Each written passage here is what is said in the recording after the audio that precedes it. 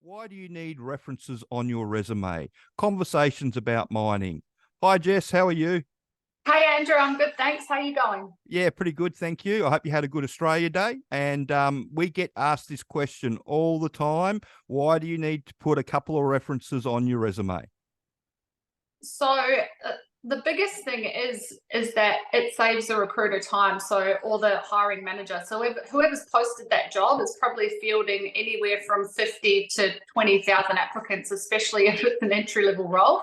And if you pick up one resume and it says references on request, and you have to call them and try and get a hold of them first, and then they have to try and get their references back to you, it turns into you just get chucked in the too hard basket. So if it comes down to one with references and one without, usually automatically you'll pick that one because it's just easier. It saves you time, and you can just check those references and kind of be done with it.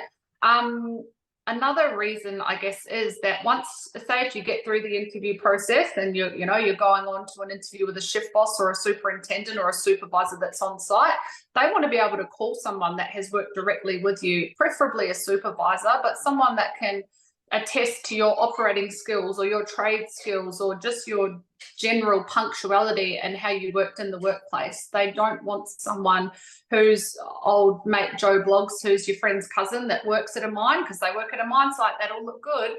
You don't want that. You want a direct manager or supervisor preferably from your first two current roles. If you've been in one for a long time, then two people from the same job is fine. Yep. That's really why. And I would say how do you feel about references? I'm sure you've had some doozies over the years. Yeah, the big thing with what we do in the underground space is if you don't have the references on there, it just gets culled straight away. It doesn't even make it through the system anymore because it's just such a big time waste as far as they're concerned, which is, what you were talking about exactly at the start. And like you said, the other thing is the professional references. Make sure you've got at least two on there. If you want to throw your mate that works on a mine on there, just make sure he's not one of the pivotal ones or she's not one of the pivotal ones.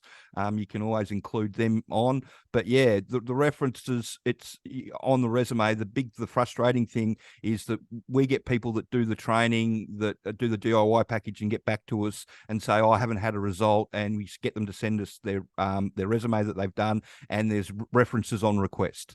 And as soon as you see references on request, it's like, well, that's why you're not getting a job. The resume looks good, throw a couple of references on there, and normally as soon as they throw references on there, they're away because it's exactly what they want. So it goes through the ATS system that we've done a video on already that people can go back and have a look at. Yeah, definitely. So if in any doubt, always look, if you've been in a job for 10, 15 years, one reference is probably going to cut it. But ideally, you want to have two professional references. Yep. And you want to have there with their phone number, if you can, their email address, but preferably a phone number and their contactable references. They're good at answering their phone, and they're going to call someone back fairly quickly if they know that they're giving a reference for you.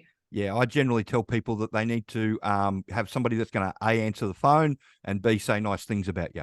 Yeah.